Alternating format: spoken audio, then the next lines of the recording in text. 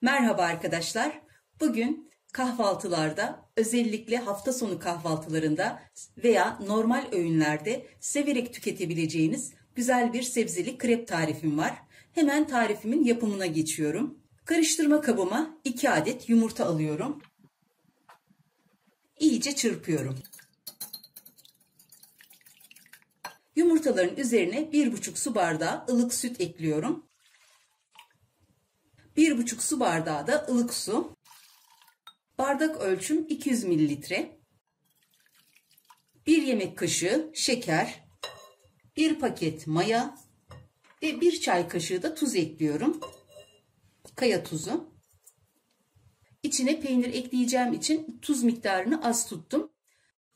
İyice karıştırıyorum.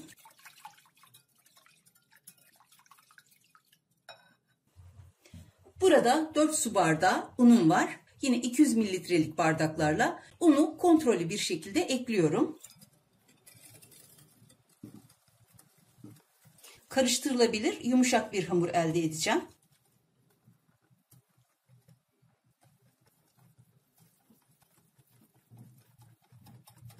İçinde un topakları kalmayacak şekilde iyice karıştırıyorum. Bu kadar yeterli.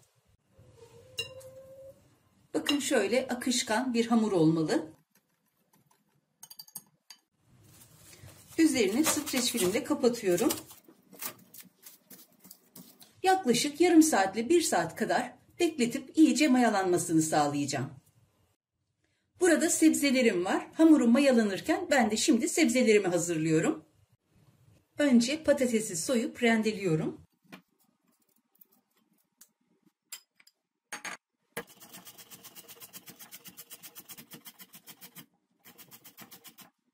Patatesi rendeledim. Şimdi kabaklarımı rendeleyeceğim. Kabaklarım küçük olduğu için 3 tane kullanıyorum. Bu malzemeler için 1 tane orta boy kabak yeterlidir.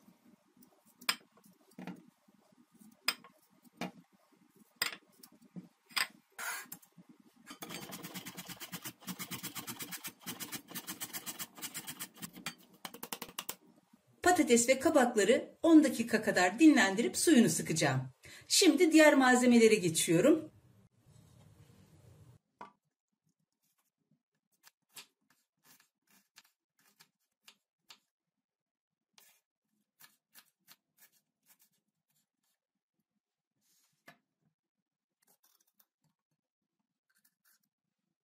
Kapya biberimi de minik minik doğruyorum.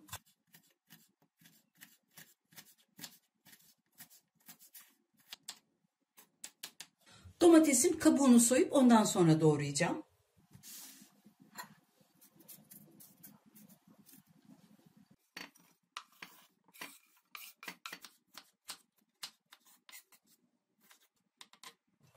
Domatesin suyunu süzdükten sonra ekleyeceğim. Kabak ve patatesin sularını elimle sıkıp malzemenin içine ekliyorum.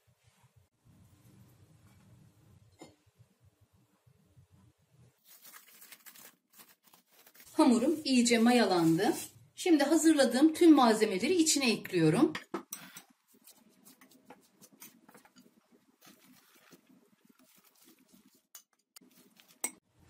Burada 200 gram kadar beyaz peynir var. Çatalla iyice ezdim. Onu da ekliyorum.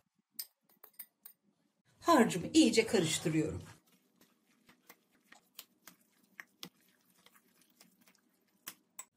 Bütün malzemeleri iyice karıştırdım. Şimdi ocağımın başına geçiyorum. Tavamı ocağa aldım. Ocak orta kısıkta. Tavama 2 yemek kaşığı zeytinyağı alıyorum. Şimdi harcımdan 2 kepçe tavama ekleyerek yavaş yavaş pişirmeye çalışacağım.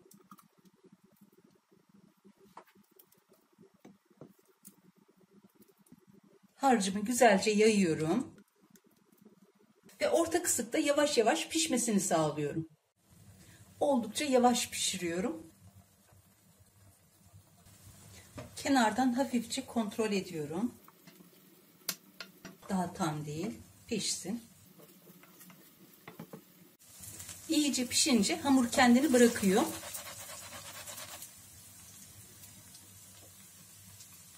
Şimdi üzerine kapağını kapatarak ters çevireceğim. Bu şekilde diğer yüzünde pişmesini sağlıyorum. İkinci yüz içinde 2 yemek kaşığı kadar zeytinyağı ekliyorum. Bir kaşık ekledim, bu ikinci kaşık. Yine bu şekilde yavaş yavaş pişmesini sağlıyorum. Bu yüzü de pişti sayılır. Çünkü rahat hareket ediyor. Böyle salladığımızda tavada rahat hareket ediyorsa artık yavaş yavaş pişmiş demektir. Kontrol ediyorum. Evet. Bu yüzü de gayet güzel pişmiş. Bu şekilde tepsime alıyorum.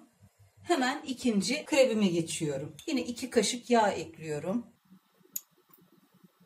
2 kepçe bu malzemeden spatulamla düzeltiyorum. Ve orta kısıkta pişmeye bırakıyorum. Hareket ediyor. Altını kontrol ediyorum. Biraz daha pişsin. Diğer yüzü içinde 2 yemek kaşığı kadar zeytinyağı ekliyorum.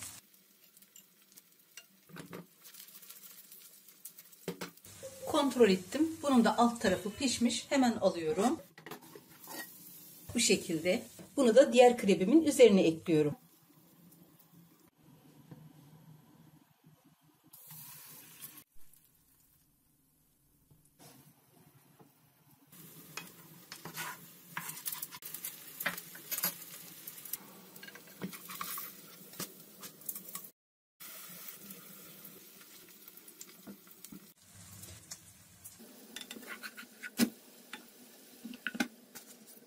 Beşinci krebi de aldım. Şimdi son krebi yapıyorum. 6. krebi pişiriyorum. Bu da pişirince hepsi bitmiş olacak.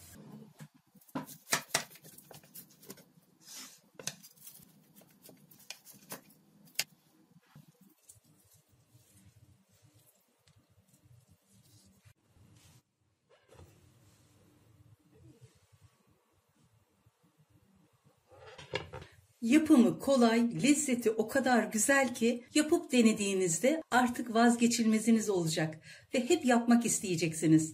Mutlaka yapın, deneyin derim. Yapacak ve deneyecek olan herkese kolay gelsin, afiyet, şifa olsun.